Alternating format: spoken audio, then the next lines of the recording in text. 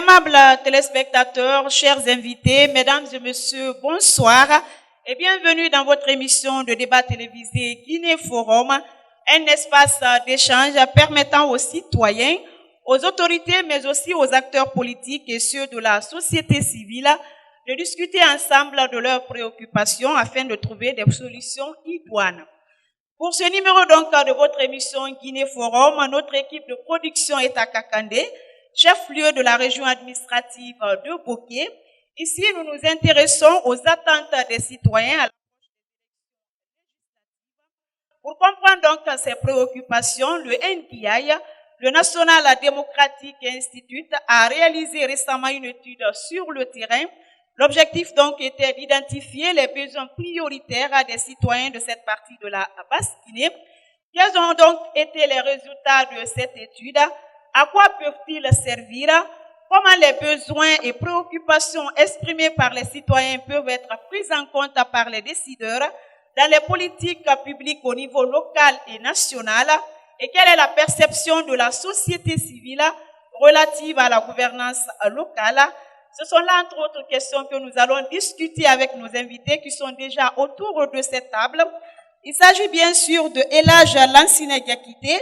Il est le secrétaire général chargé des affaires administratives. Il représente donc la préfecture de Boké. Il y a également autour de cette table M. Alpha Omar Kona. Il est conseiller à la commune urbaine de Boké. Vous avez également autour de cette table Elhadj Sekou Souaré. Il est le président du conseil régional des organisations de la société civile de Boké. M. Boungala Keta, lui, il est du RPG Arc-en-Ciel. Et enfin, M. Mamadou Safaï Diallo, il est lui de l'UFDG, il représente donc l'opposition autour de cette table. Chers invités, bonsoir et bienvenue sur ce plateau. Chers téléspectateurs, dans la deuxième partie de cette émission, nous allons vous proposer une interview réalisée avec l'une des organisations membres qui ont donc mené cette étude sur le terrain. Et dans la troisième partie, nous allons bien sûr, comme d'habitude, passer la parole à ce charmant public ici présent, composé des organisations de la société civile, des partis politiques, des autorités locales et administratives, pour avoir donc la possibilité de poser des questions à nos invités ou tout simplement apporter leur contribution au débat. Mais bien avant, je tiens donc à préciser que cette activité est réalisée dans le cadre du projet Renforcement des capacités électorales et de responsabilité, normes ordonnées et gouvernance démocratique, un projet donc financé par l'USAID et mis en œuvre sur le terrain par le NDI en consortium avec Search for Common Ground. Une fois encore, chers invités, bienvenue à tous. Chers invités, je le disais à l'entame donc de cette émission, aujourd'hui on s'intéresse aux attentes des citoyens de la région administrative donc de Boké à l'approche des élections législatives. À votre avis, quels sont aujourd'hui les besoins prioritaires des citoyens de Boké? Je vais commencer par le représentant de la société civile, puisque vous représentez les citoyens autour de cette table. Vous êtes en contact permanent avec vos concitoyens à travers les activités que vous menez dans les différentes localités, même dans les coins les plus reculés de Boké. À votre avis, quelles sont les priorités en termes de besoins de vos concitoyens de Boké? Merci, madame. C'est avec un grand plaisir que nous accueillons ce débat. Ce que nous pouvons déjà, dans un premier cadre, c'est le social, c'est le développement, c'est l'économie et c'est sur la gouvernance. Quand je commence sur le plan social par certaines sous-préfectures qui sont fortement enclavées, je prends l'exemple sur Sansalé. Sansalé est la sous-préfecture qui est située à 135 km de Boké. Depuis l'indépendance, un gradeur n'est pas rentré là-bas. Donc c'est une zone qui est laissée pour compte, où le problème de santé, le problème d'agriculture, le problème de déplacement se pose avec acuité. Ça, c'est une zone laissée pour compte. À côté, il y a la sous-préfecture de Kamfarandé, qui a 15 sous-préfectures. Sur les 15 sous-préfectures, 8 sont insulaires. Donc, pour atteindre une zone, on est obligé de traverser des bras de mer. Et quand on est dans une zone insulaire, le problème d'eau se pose. Parce que quand il y a des épidémies de choléra, quand il y a des lagarés, c'est des gens qui ont énormément de problèmes et pour y arriver souvent, on est exposé à des risques. Entre Kamsar et le dernier village de Kamfarandé, c'est-à-dire Kadigné, vous faites 12 heures de traversée en haute mer avec tout ce que ça représente comme risque. Maintenant, sur le grand plateau, quand je prends Kamsar, c'est une zone industrielle qui a complètement un édifice qui est le contraire, n'est-ce pas, de son développement. Quand on voit aujourd'hui Bokeh à travers ces sociétés minières et le niveau de vie que traverse Bokeh, c'est un peu difficile. Le problème de route se pose au niveau de l'ensemble. Le problème de santé s'expose. Il y a en tout cas des difficultés que nous ne pouvons pas éviter. Il y a aussi dans le domaine agricole, bon, c'est ma spécialité où nous avons de vastes domaines agricoles qui existent et qui ont un besoin d'amélioration. Je ne peux pas dire qu'il n'y a pas eu depuis un certain temps, il y a eu des aménagements, de bons aménagements dans la mangrove. Quand vous allez dans les Misra, les paysans avaient un rendement très bas et aujourd'hui, avec, n'est-ce pas, l'exploitation intensive, les gens se rendent compte et ils ont une vie améliorée. Donc, ce que je peux dire d'une manière générale, les problèmes existent. Il y a des semblants de solutions, mais nous avons besoin d'une amélioration. Ok, merci beaucoup, Monsieur Soiré. On va aussi écouter le représentant de la mairie, de la commune urbaine de Bokeh. C'est vrai, il y a plus d'une année que l'exécutif communal a été installé au niveau de la commune urbaine de Bokeh. Donc, je suppose que vous avez déjà entamé des consultations dans le cadre de l'élaboration de votre plan de développement local. Qu'est-ce que vous pouvez partager avec nous en termes de besoins concernant vos citoyens? Les besoins des populations au niveau communal sont énormes. Il y a des préoccupations, c'est que la formation n'est pas là. La formation à quel niveau? La formation, d'abord le renforcement des capacités des citoyens pour l'élaboration des projets n'existe pas. Ça a été un problème, un handicap qui nous a pris beaucoup de temps. Et nous avons une préoccupation au niveau de l'éducation. Au niveau de l'éducation, dans les zones urbaines, la pléthore est là, elle est sensible et visible. Dans une salle de classe, on peut trouver 120 élèves.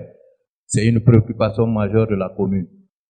Maintenant, je crois que le reste des problèmes viendront plus tard. Nous allons revenir au fur et à mesure sur les différents problèmes.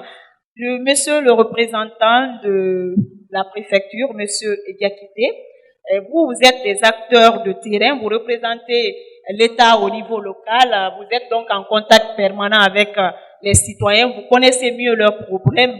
Qu'est-ce que vous pouvez partager avec nous en termes de préoccupations des citoyens de la région administrative de Bokeh? Les préoccupations des citoyens que nous recensons à longueur de journée, c'est des multiples contradictions entre les sociétés minières d'une part et leurs employés, d'autre part entre les communautés impactées et les sociétés minières. C'est autour de la compensation de leurs domaines qu'il y a des heurts, des contradictions. Et le plus souvent, l'autorité locale consacre au moins les 80% de son temps à réconcilier les différentes parties. Nous constatons aussi, sur le plan de l'agriculture, et le monde paysan, il y a des organisations féminines, des organisations paysannes qui ont besoin de soutien financier auprès des partenaires pour financer leurs projets et pour les aider à écouler leurs produits. Ensuite, ils ont besoin d'appui extérieur en termes d'échange, d'expérience avec leurs homologues paysans des pays proches, des pays limitrophes. Donc, cela peut faire une sorte de pause dans le développement socio-économique de ces paysans. Ça va améliorer leur pratique, leur manière de faire et ça peut encore, en tout cas, relancer la production agricole. Merci beaucoup, Monsieur Diakité. On va aussi écouter les représentants des partis politiques autour de cette table. Et je vais commencer donc par M. Keita, qui représente le RPG Arc-en-Ciel sur la même question, les besoins prioritaires de vos concitoyens de Boké. Aujourd'hui, notre souci majeur, c'est le développement de la région de Boké. Donc, par rapport à ça, ce que la société civile, ce que le représentant de la commune et de la préfecture ont dit, nous ne ferons que revenir à la même chose. Les priorités sont en éléments différents. Au niveau de la santé, de l'agriculture, de l'éducation et des infrastructures. Moi, je dirais par exemple, M. Soiré a cité un cas au niveau des îles. Mais nous avons constaté que qu'est-ce qu'il faut faire par rapport à ça? Il faudrait créer une politique de motivation pour envoyer beaucoup plus d'enseignants dans ces écoles-là pour un peu désengorger ceux qui sont inutilement en vie. Ça, c'est deux. Deuxièmement, nous avons constaté que par rapport à la population, il faudrait mieux équiper les postes de santé. Ce n'est pas seulement les centres de santé. Il y a des villages qui sont très loin des centres de santé. C'est vrai, aujourd'hui, les centres de santé n'ont rien à dire à beaucoup de budget. Les postes de santé, il faudrait revoir les situations et le personnel fonctionnaire de santé qui sera là-bas, créer des systèmes de motivation qui va les permettre ou les encourager à rester. Okay. Je vous remercie. Merci, M. Keita. Je me tourne à présent vers M. Ganlo, qui représente donc l'UFDG et l'opposition autour de cette table. Monsieur Ganlo, aujourd'hui, vous êtes à la conquête du pouvoir, donc vous avez un programme de société, vous voulez améliorer les conditions de vie de vos concitoyens de Boké. Qu'est-ce que vous pouvez partager avec nous en termes de besoins, puisque vous avez, je l'ai rappelé, un programme de société? Le seul problème que nous avons, pas le seul problème, les problèmes sont énormes. Aujourd'hui, on a à peu près 7 sociétés minières avec 7 ports minéraliers. Et que vous voyez aujourd'hui, après, on est à 100 millions de tonnes de bauxite, et que vous voyez aujourd'hui l'état de vie de nos populations. C'est très désolant. Vous ne pouvez pas vous rendre compte aujourd'hui qu'il y a 100 millions de tonnes qui sortent de bauxite, et qu'aujourd'hui, il n'y a pas de retombées au niveau de vie de la population. C'est extrêmement grave. Donc, moi, ce que j'avais à dire, surtout, c'est de voir comment les retombées peuvent aider à améliorer les conditions de vie de nos populations. Il y a des problèmes, surtout les problèmes de l'employabilité des jeunes.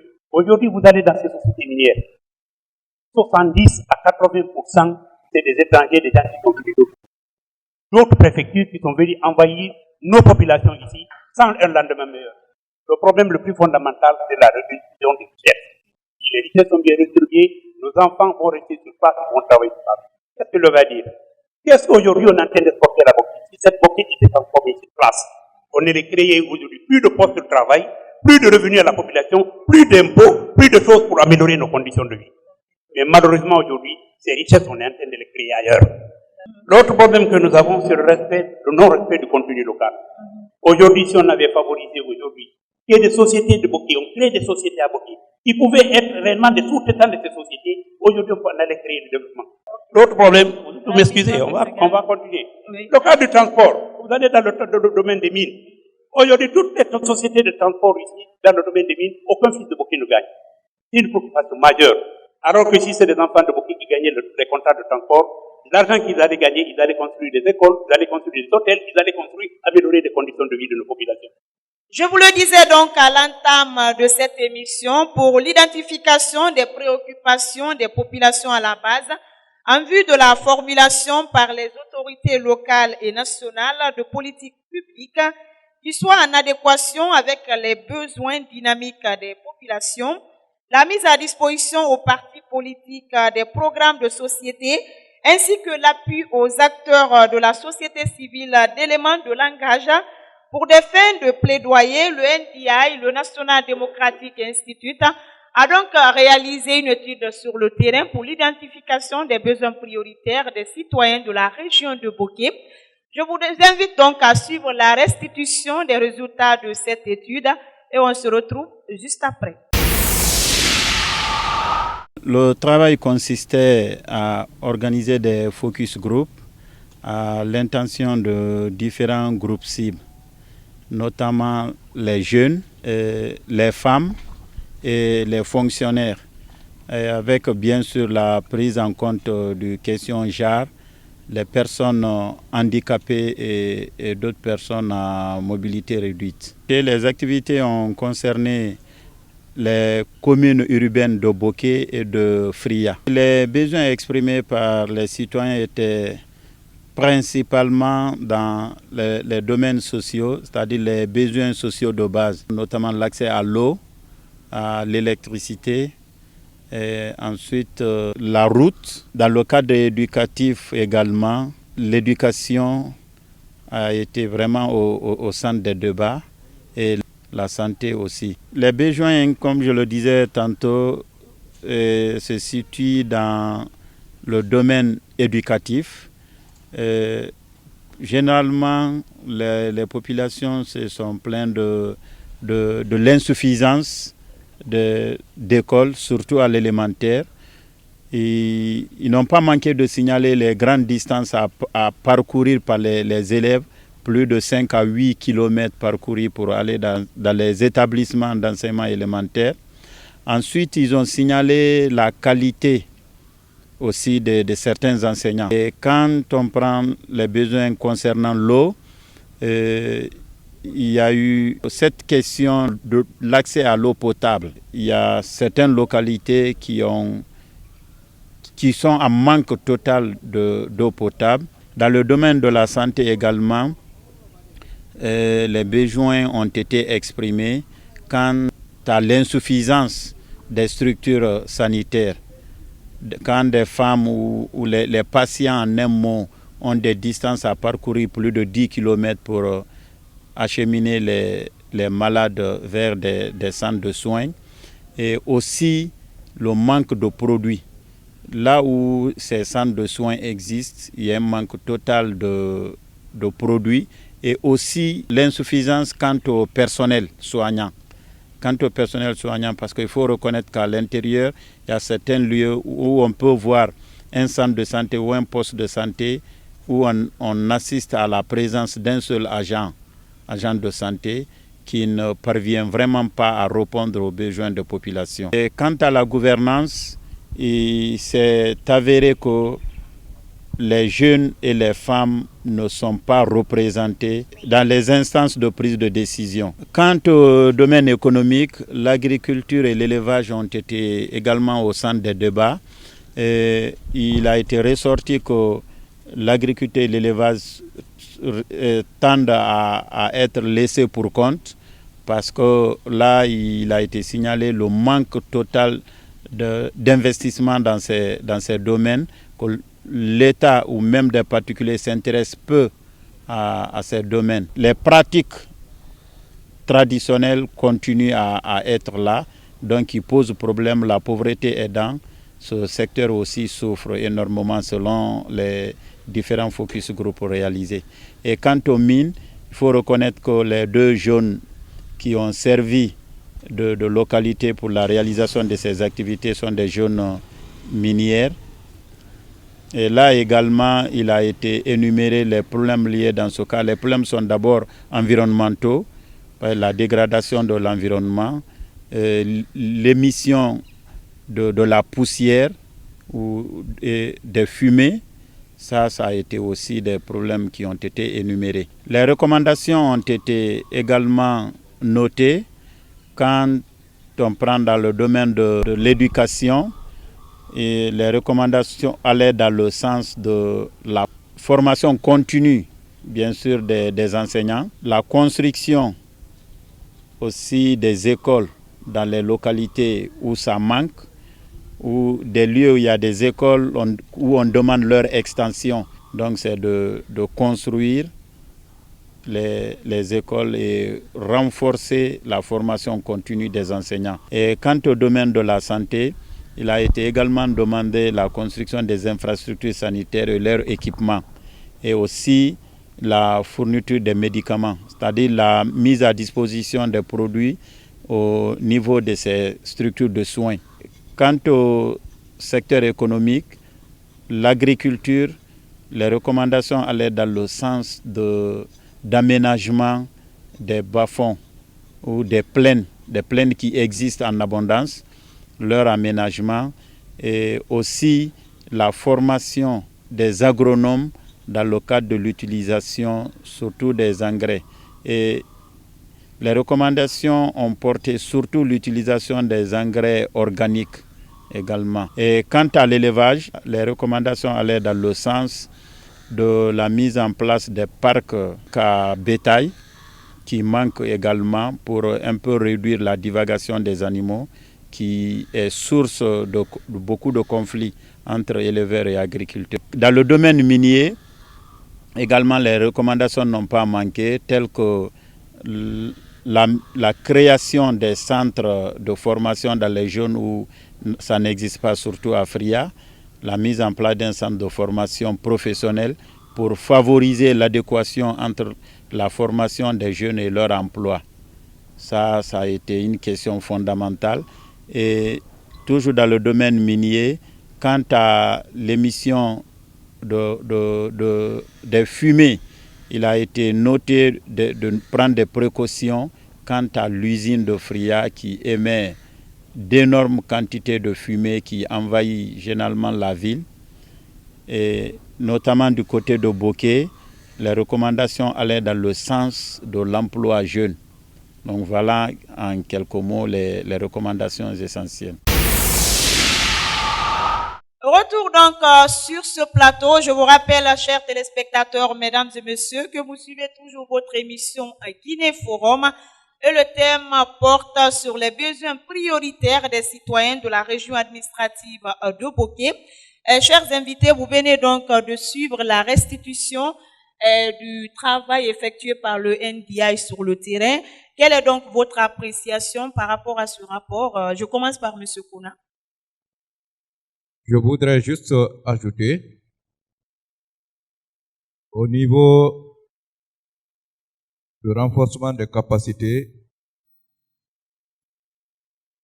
il y a la gestion des ordures qui n'a été élucidée nulle part dans les enquêtes. Je ne sais pas. La gestion des ordures est un problème préoccupant au niveau de nos communautés, au niveau de l'ensemble du pays en particulier, et l'ensemble des pays aujourd'hui du monde se focalise dans la gestion des ordures, qui est un problème extrêmement délicat par la production des plastiques. Je voudrais qu'on prenne ce problème en compte dans leur expertise. Ensuite, on parle de mines métalliques, mais on ne parle pas des mines vertes dans le vrai sens. Or, la vie de la nation, la vie des populations doit se reposer avec les mines vertes. Donc, je voudrais qu'on prenne cela en charge. Dans le cadre de la stabilité, de la paix, il y a la citoyenneté qui est établie en matière d'éducation. Mais je voudrais qu'un programme spécifique soit établi dans le cadre de l'andragogie pour la prise en charge des foyers et des ménages. C'est un problème préoccupant. Tantôt, certains en ont parlé, ce qui est de l'ordre, immigration, etc., etc. Mais j'avoue que les gouvernants doivent accélérer pour utiliser, ne serait-ce qu'un véhicule pour pouvoir rattraper les jeunes qui sont en avance sur les gouvernants. Quand vous parlez des gouvernants, c'est pas seulement l'État, il y a aussi, vous êtes l'autorité. Je dis bien les gouvernants et les collectivités. Qu'est-ce que vous faites en tant qu'autorité locale pour améliorer ces problèmes et pour trouver une solution, j'allais dire, à ces problèmes? Régulièrement, on a les concertations. Mais la concertation doit être accompagnée d'une occupation. La sensibilisation est faite régulièrement et les autorités communales, préfectorales et régionales sont en train d'œuvrer jusqu'au niveau des chefs de quartier et districts pour donner un calme régulier au niveau des districts et des communes. Parce que sans la paix, sans la paix, le développement n'est pas possible. Merci un M. Kona. M. Gakité, vous représentez donc la préfecture autour de cette table. Vous venez donc de suivre avec nous les résultats de cette étude. Quel regard portez-vous donc sur ce travail? Est-ce que vous pensez que ça peut vous servir en tant qu'autorité?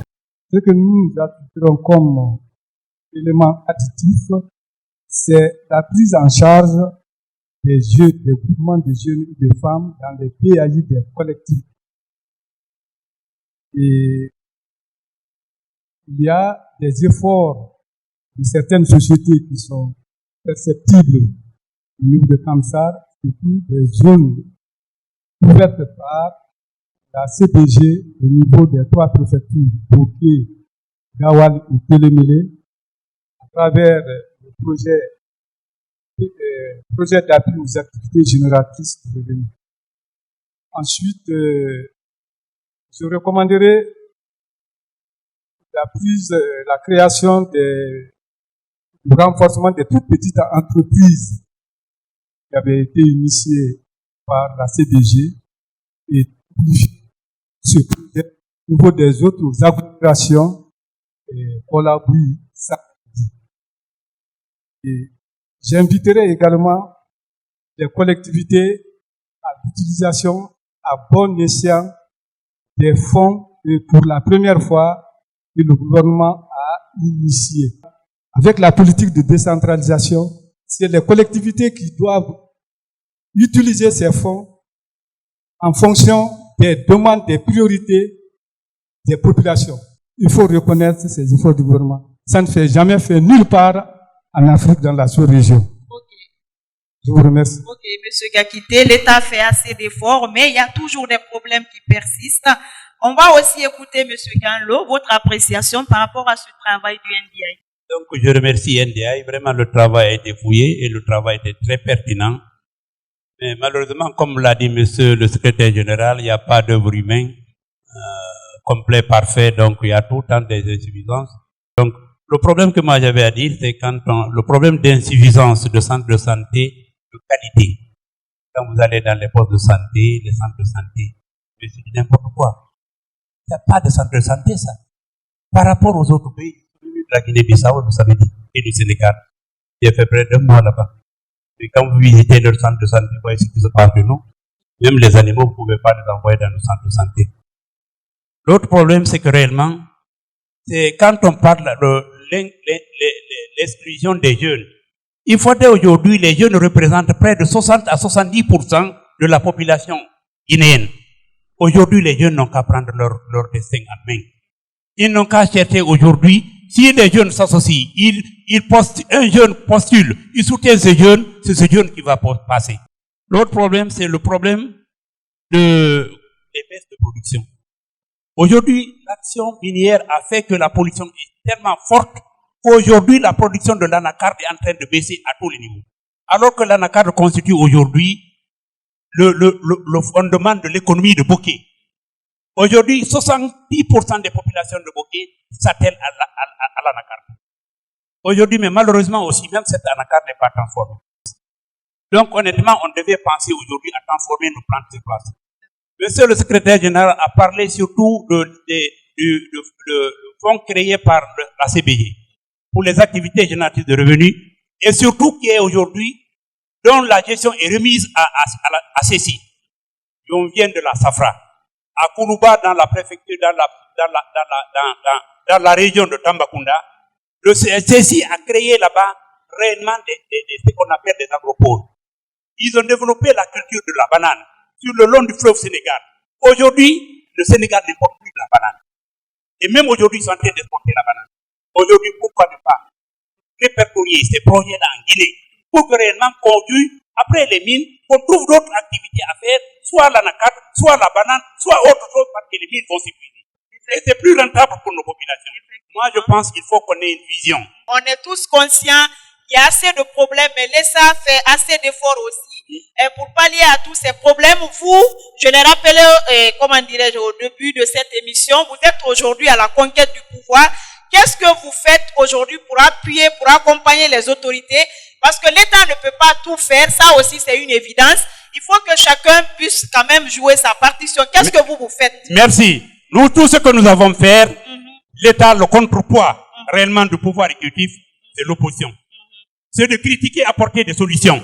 Mais si nos solutions ne sont pas prises en charge, on ne nous met pas dans les signes. Et regardez le cas de Boké. Il n'y a pas d'espace de concertation entre les sociétés minières, la société civile, les collectivités et l'État. Il n'y a pas de table de concertation pour trouver les vraies solutions à nos problèmes. On va écouter le représentant, M. Keta, de la mouvance présidentielle du RPG Arc-en-Ciel. Votre appréciation par rapport à ce rapport? J'ai parcouru le document. En réalité, c'est un travail de qualité. Nous ne ferons qu'ajouter quelques petits éléments au travail effectué. Nous vivons des choses aujourd'hui. Le plus gros problème de la Guinée aujourd'hui, c'est la jeunesse. Ce n'est pas la sensibilisation qui va faire la vie des jeunes, c'est la formation. On me dira pas ça, je suis témoin, qu'à Boké, l'État n'a pas fait pour la formation des jeunes. Le CFP de Boké est l'un des plus grands CFP de la République. Ça, c'est d'un. Pendant combien d'années, GAC est en train de former les villageois en formation courte durée, 3 mois, 6 mois, et en les équipant de petits outillages pour qu'ils puissent s'installer à leur propre chef. Aujourd'hui, celui qui ne travaille pas à la fonction publique, celui qui n'est pas dans une société, ne se sent pas travailleur. Alors que ce maçon qui est là peut s'installer.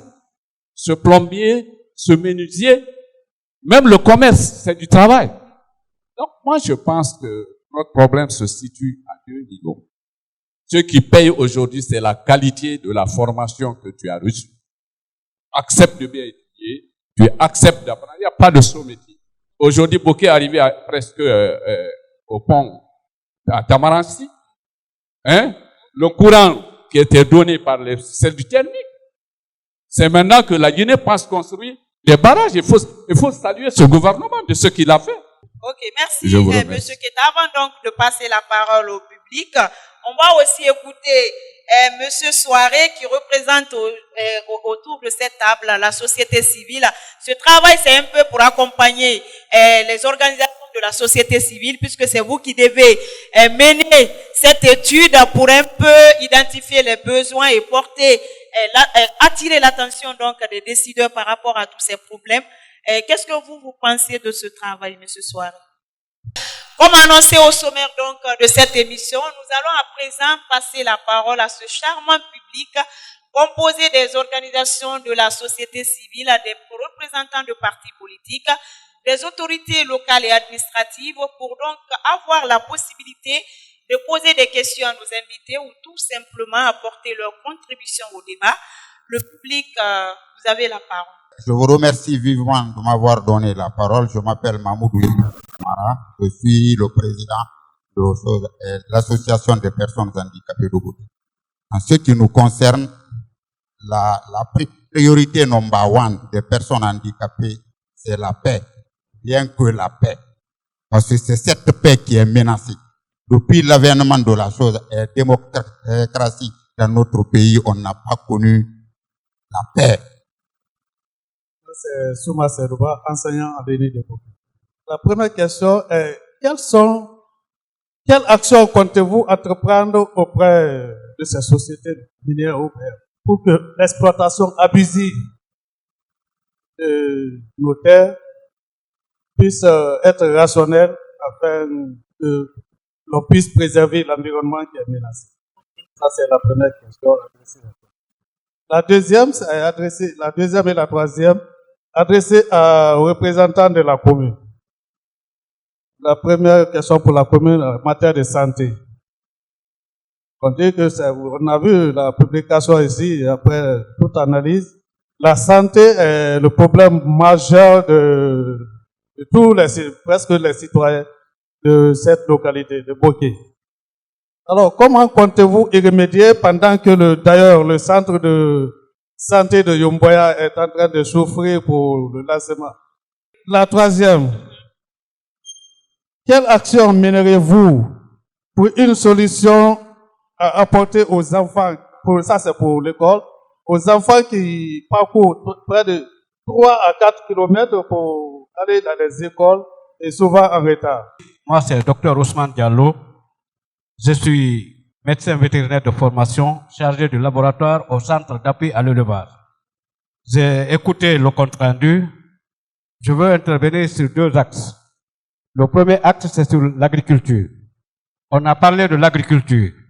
On parle des engrais chimiques. Mais je vous prie de me croire que les engrais chimiques ont fini de détruire nos cultures. Aujourd'hui, les aliments n'ont plus de goût. Donc, à ce niveau, moi, je recommande d'encourager le compostage, le mulching et la préparation des engrais organiques pour réduire l'utilisation des engrais chimiques qui causent beaucoup de maladies au sein de notre organisme.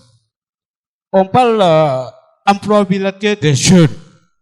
Si on préparait les jeunes en association pour faire des fermes d'élevage en aviculture, leur donner des appuis, les encadrer pour qu'ils puissent s'investir là. Ou alors, les encourager à faire l'élevage des espèces à cycle court pour pouvoir vite générer des recettes. Ou alors, les encourager à faire l'embauche des petits ruminants. Ça, ce sont des facteurs qui peuvent permettre aux jeunes d'avoir des activités génératrices de revenus afin qu'ils puissent faire face à certains besoins. Moi, j'ai des doléances que je suis en train de poser effectivement au gouvernement. Quand nous prenons le secteur agricole, aujourd'hui, la majeure partie des cadres sont partis à la retraite et ne sont pas encore remplacés. Donc, l'agriculture est presque laissée pour compte. Ça, c'est un. Deuxièmement, il y a une doléance aussi que je suis en train toujours de poser au niveau du gouvernement. C'est-à-dire, c'est de construire aujourd'hui un magasin à l'hôpital régional de Boké. Parce que tout ce que nous recevons aujourd'hui à l'hôpital régional de Boké, c'est exposé au soleil. Donc, pas de garantie. Donc, si on ne fait pas un magasin, ce qui veut dire que tout ce que nous faisons comme bien, ça va se retourner à zéro. C'est ce que j'avais à vous dire. Merci. Aujourd'hui, toutes les communautés ont posé leurs problèmes. Il y en a qui parlent de l'électricité, d'infrastructures, des hôpitaux, éducation, ainsi de suite. Tout ça c'est bon. Mais, tout cela, il faut la paix. Moi, je demande la paix, la compréhension entre la population du groupe. J'interviens sur un seul point que M. Diallo vient de signaler. Aujourd'hui, Boké est complètement dégradé. Sur les mines d'air, les parties dégradées, la commission pour qu'on les couvre en mines d'air. À l'issue des besoins prioritaires à Boké, au-delà de tous les problèmes élucidés par disons, monsieur Safayou et monsieur Soare, quelles sont au jour d'aujourd'hui les solutions idoines déjà mises en place pour combattre ces maux et à quand leur mise en application, s'il vous plaît? Je veux très bien m'exprimer dans ma langue pour que réellement qu'on sache à qui on parle et à qui on veut parler. Alors, rapidement, comme on n'a pas... Bon, rapidement, comme la Guinée fait tout, nous malin, il y a problème na gambiri na la Guinée, il y a problème na a génie mu former, pende génie former ma, karamire gamara, itanaga kara, itanaga génie mu former. Les 80% de la population guinéenne paysanne. Et tout va être en fin de la Guinée, ou bien tout va être fini de la Manguera, il n'a pas les migné comme ma falafi et Mougarang. Et il m'a fait de la bas, manakarantare, fangano bénéficier de autant à Walikui. Je me nomme Salou Nabé, je suis professeur de français au lycée Yomoya. Ma part de solution à apporter. On a bien parlé de la formation de la jeunesse, c'est vrai. Nous jeunes, nous ne sommes pas formés. Ou bien, moi je dirais même que nous ne faisons pas une orientation fiable de notre formation. Dès l'entame de l'étude, à un niveau donné, moi j'aurais aimé que, à part le choix du cœur, que la jeunesse choisisse aussi son intérêt pour l'avenir. Les sortants de géomine étaient obligés de venir faire la formation au CFP. Parce que si vous avez une formation académique de haut niveau, vous n'avez pas une compétence sur le terrain, et les industries qui viennent, ils n'ont pas besoin de cadres, ils ont besoin de techniciens. Donc, il faut adapter la formation à l'emploi d'aujourd'hui et de demain. Okay, rapidement. Et troisième point, J'aurais aimé que la jeunesse, les prédécesseurs l'ont dit, mais je vais accentuer, que la jeunesse mette en tête que l'emploi, le meilleur emploi, c'est l'auto-emploi. Je vais commencer par rapport au problème d'enclavement de certaines sous-préfectures.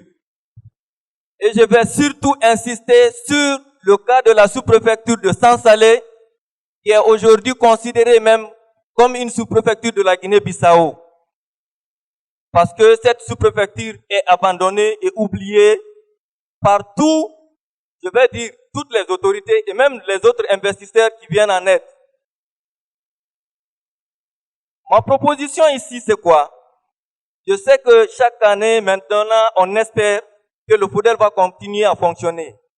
Je sais bien qu'il y a des sociétés ou des sous-préfectures qui sont impactées par les activités minières, mais il faut aussi prioriser en partie les sous-préfectures enclavées. Parce que ce qu'on exploite ici, c'est pour toute la Guinée. Donc ici, ma proposition par rapport à cette sous-préfecture, c'est vraiment de penser à faire des ouvrages de franchissement pour permettre à Sansalé de servir à la préfecture de Boké. Du côté environnemental, nous voulons attirer vraiment l'attention des décideurs et des sociétés minières de la place de revoir le mode d'exploitation minière parce que l'impact de cette exploitation minière est en train de jouer sur la santé de la population.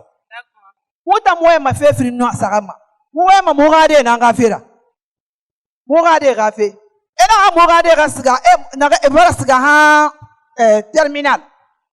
Et bara damen, et bara CFB, et bara CFB là-bas. Mais les sociétés n'ont rien à faire. Et n'a fallu me refaire un concours. Et n'a pas battu, n'a pas fait, n'a pas monabi. N'est n'en gagne pas. Moutangade mougayama. Pourquoi? On a une formation qui est lancée. Qu'est-ce que cela veut dire? Ah, on a mougade mali parce que toi, moutangade me bara bara fara. Mougade tire dit nana. Donc, on y dit un mali ma moutambera. On voit une tongo mara kuyama de ou mougade na mali nana sali ala mo. Merci beaucoup. Merci à tous pour vos différentes interventions. Nous allons donc donner la possibilité à nos invités pour réagir par rapport à vos différentes questions. On va commencer par M. Kona qui a eu beaucoup de questions. Je vous remercie très sincèrement. J'ai eu devoir noter quelques questions relatives à la santé. Le centre de santé de Yomboya qui est là avec du matériel qui n'a pas été fonctionnel. Je remercie celui qui a posé la question. Dans ces jours-ci, la commune mettra tout en œuvre pour faire fonctionner ce centre de Yomboya qui est extrêmement bien fait et avec beaucoup d'appui avec les sociétés minières. Ça, c'est GAC. Et les organes. Pour ce qui est des organes, le Fonds FODEL a pris en charge le fonctionnement des organes. Le CCLM notamment, le comité de concertation des localités minières et la commune ou bien l'ensemble des communes, la commune de Boké a pris déjà des engagements avec des moyens financiers pour leur fonctionnement. Les dispositions à prendre pour la réparation des nids de poules au niveau des routes, au niveau de la commune. Il y a le travail de la commune, il y a le travail de la préfecture, il y a le travail de l'État. La route internationale qui traverse la ville n'est pas une route communale à part entière. La commune est en train de mettre tout en œuvre pour réparer au maximum certains nids de poules pendant qu'il y a cette société minière qui utilise cette route. Ça, c'est une préoccupation majeure pour la commune.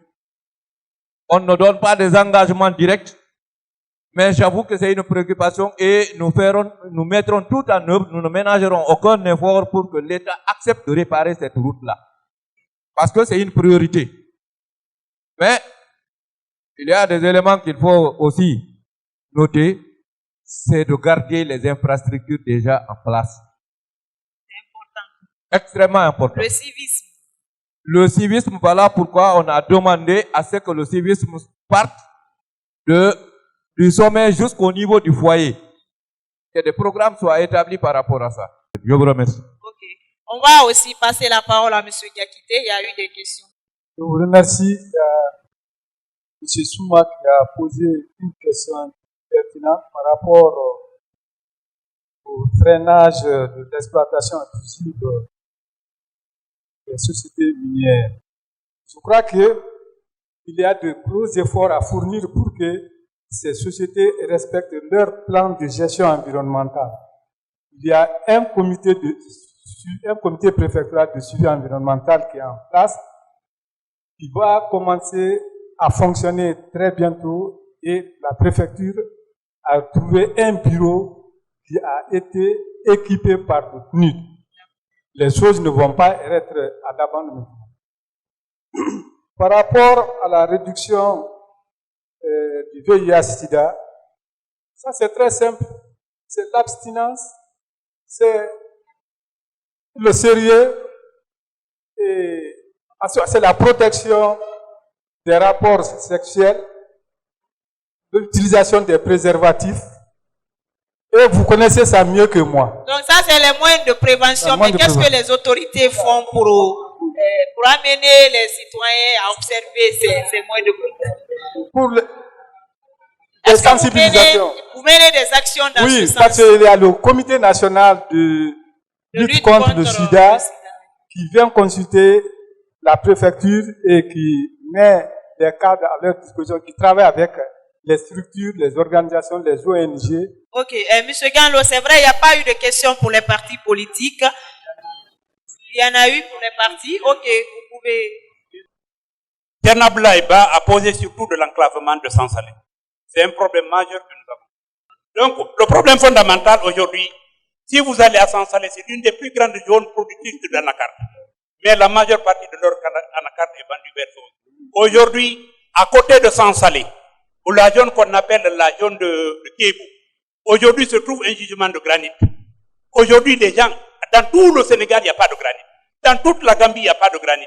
C'est là-bas qu'ils viennent prendre le granit. Alors qu'à 25 km là-bas, se trouve l'un des gisements les plus importants de granit. Il suffit de réaliser cette route aujourd'hui et faire le pont là-bas aujourd'hui pour désenclaver tous les routes qu'on passe par ici. Pour que sera la région la plus convoitée. La dernière question qu'ils nous ont posée, quelles sont les solutions idoines pour combattre tous ces maux? Les solutions idoines sont là. Bien d'abord, c'est l'élaboration des politiques nationales adéquates réellement à la résolution de ces problèmes. La deuxième des solutions, c'est l'application de la loi. Sans la loi, rien ne peut marcher. On a le code minier, on a le code forestier, on a le code de l'environnement, on a le code de l'habitat, on a le code de domanial, on a tous les codes. Okay. Mais les gens ne sont pas, bien d'abord les gens ne connaissent pas les codes et ne sont pas appliqués. Rapidement, M. Ganlo, on a parlé de l'incivisme. Et souvent, les militants sont impliqués dans les cas de vandalisme, de toutes les manifestations. Qu'est-ce que vous faites pour l'éducation citoyenne de vos militants? Nous, tout le temps, on est en contact avec nos populations. Tout le temps, on est en contact avec nos populations. Tous les samedis, on a des assemblées générales dans nos sièges et au niveau même de nos des sections. Donc, on dit tout ce qu'on a dit, ce qu'on est en train de dire là. On est obligé, la semaine prochaine, le samedi, à dire ça, ce qu'on a dit, ça et ça et ça. Okay. Donc, ça ne manque pas. Ok, merci, M. Ganlo. Monsieur Keta. Réellement, nous enseignons et ça se voit dans le comportement. Vous comprenez? Je vais répondre à la question du monsieur, du jeune qui a parlé en Soussou. Je vais lui répondre en Soussou parce qu'il a préféré parler en Soussou pour que maman comprenne aussi. Témoundé, toute formation fait falloir à bon comprendre. Oui, école professionnelle et directeur et magorinateur et na la formation. Non, ma so de école meneha université. Kali gon sa science politique nan na ba. Science politique nan na ba. E bara ngali katuma anga sawoli comme ingénieur des mines. Ngol manadi. Monoma. Le professeur de français en renfala l'adéquation formation emploi. Fo nanangara ba fo jeune gati nanana. Concours de recrutement n'a pas beaucoup béni. Monsieur Kona peut témoigner. La merde qui reçoit pendant les vacances. Des fois, il faut me dire, Mayan, au Québec, comme ça, Sangare dit Nansingi a réalisé ma au Québec. Maman, il n'a pas fait non dinar. Autant, formateur n'a pas. On y formé. Aïe, sauvé ce que vous voulez. Mais diplôme, ça vient. Maintenant, il ça a déposé, et le diplôme n'anganema ama senwe, M. Keita est sorti de cette école. Mais d'ailleurs, mon akide, il ne s'est pas testé, il un stage là-bas, il a un stage là-bas. Ou bien, il a eu ça, il a taillé, fait. On va valer mon fait. Ok. Voilà. Je vous Merci beaucoup, M. Keita. Chers invités, mesdames et messieurs, c'est la fin donc de votre émission Guinée Forum, une émission qui portait aujourd'hui sur les besoins prioritaires des citoyens de la région administrative de Bokeh. Pour parler donc de cette thématique, nous avons reçu sur ce plateau de Guinée Forum Elhadj Lansine Gekite, il est le secrétaire général chargé des affaires administratives, représentant donc de la préfecture de Bokeh. Alpha Oumar Kona, il est conseiller et représentant de la commune urbaine de Bokeh.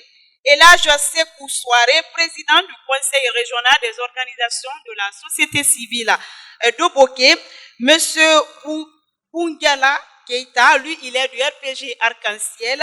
Et enfin, monsieur Mamadou Chafai Ganlo de l'UFDG, il représentait donc l'opposition autour de cette table. Nous disons merci au peuple américain à travers l'USAID qui nous a accompagnés financièrement dans l'organisation de cette activité. Merci également au consortium NDI Search for Common Ground pour l'initiative. Nos remerciements vont également à l'endroit de ce charmant public qui nous a accompagnés, composé des organisations de la société civile, des représentants de partis politiques, des autorités locales et administratives.